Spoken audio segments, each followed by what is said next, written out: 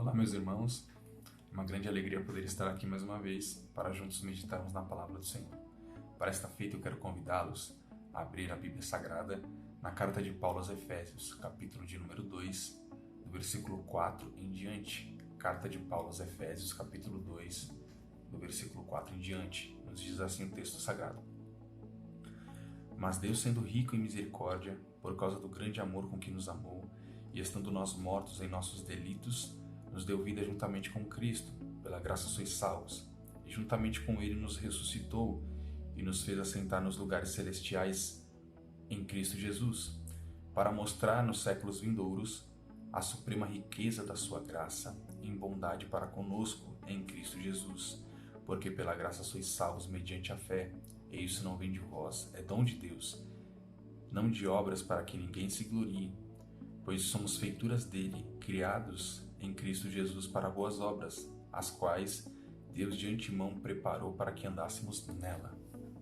Amém. Eu quero destacar no texto aqui a palavra graça, palavra esta tão cara, tão importante para o cristianismo. O apóstolo Paulo faz um paralelo entre graça e obras. Somos salvos pela graça, mediante a fé, e não por obras para que ninguém se glorie. É o que o apóstolo Paulo escreve. O que podemos entender com obras, ou melhor dizendo, com obras da lei. Para o judeu, a lei era um caminho que levava à salvação, mas a lei não tinha este objetivo.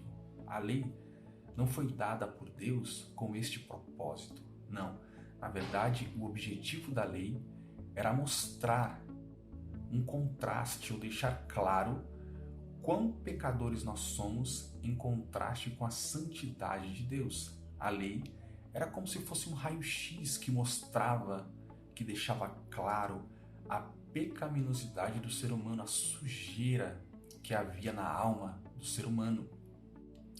Nós não temos como cumprir a lei porque nós somos pecadores. E aí nós remontamos a famosa, a conhecida doutrina bíblica chamada depravação total. Somos depravados, somos perdidos, somos pecadores. C.S. Lewis, ele escreveu uma frase muito conhecida que diz assim: se o maior pecador que você conhece não é você, você precisa se conhecer. Esta frase de Lewis me faz pensar no que o apóstolo Paulo escreve aos romanos, né? Onde fica evidente a pecaminosidade em todo o gênero humano. Todos pecaram e estão destituídos da glória de Deus. Portanto, não há um justo, nenhum sequer. O pecado está no gene humano, está na natureza humana. Nós somos pecadores por natureza, meus irmãos. Ao olharmos atento ao nosso coração sujo, ao nosso coração manchado, nós percebemos como há mazelas, como há pecado. Somos pior do que realmente parecemos. Sou o pior, haja visto que sei quem sou, conheço o meu coração, me conheço quando as luzes se apagam e quando a persona que eu uso não precisa mais ser usada.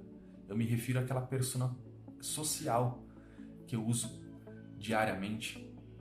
Somos altivos e por vezes somos altivos quando não observamos o nosso coração, quando não examinamos o nosso coração, quando não percebemos o quão pecadores nós somos e nos colocamos como melhores que outras pessoas só porque o pecado dessas pessoas foram mais evidentes, só porque as atitudes delas deixaram mais evidências do que a nossa, não é?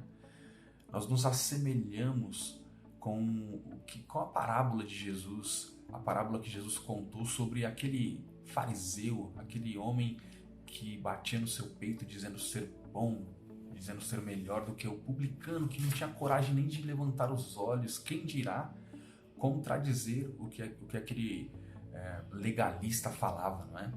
Nós, por vezes, nós batemos no nosso peito como aquele fariseu, aquele legalista. Somos pecadores. Fazendo uso das palavras do apóstolo Paulo, somos os mais miseráveis pecadores. E ao reconhecer isso, meus irmãos, ao perceber como somos, ao olhar, ao examinar o nosso coração, isso deve nos lançar de joelhos diante do nosso Deus. E quando nos lançamos diante do nosso Deus de joelhos, reconhecendo a necessidade que nós temos do próprio Deus em nossas vidas, a graça de Deus age, atua em nossas vidas. A graça de Deus perdoa pecadores que mereciam o inferno, mas o Senhor nos salva da condenação por meio da sua graça mediante a fé. O nosso Deus é muito maravilhoso, meus irmãos. A atitude do nosso Deus em se despir da sua glória, em descer do céu, em se revestir de humanidade, simplesmente por causa de nós pecadores, por causa de nós que não tínhamos condições alguma de nos salvar a nós mesmos. Eu digo que o ato do Senhor Jesus, o ato da Trindade, é um ato de extrapolamento de amor, que não mediu consequências, mas que veio com o propósito de ir até a cruz. Cruz essa que o Senhor enfrentou com amor, enfrentou com determinação, simplesmente para salvar o seu povo, para salvar os seus eleitos.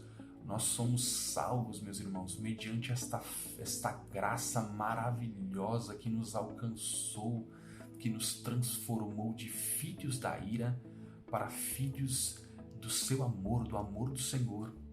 Nós somos feituras dele.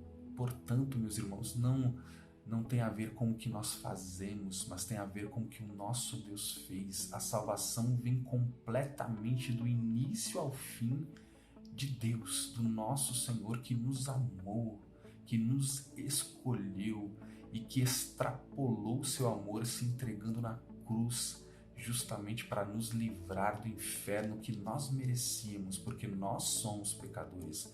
Mas a graça de Deus se manifestou trazendo salvação a nós, a seus filhos, a seus servos, a todos aqueles que creem em Jesus Cristo. Deus abençoe a todos vocês. Amém.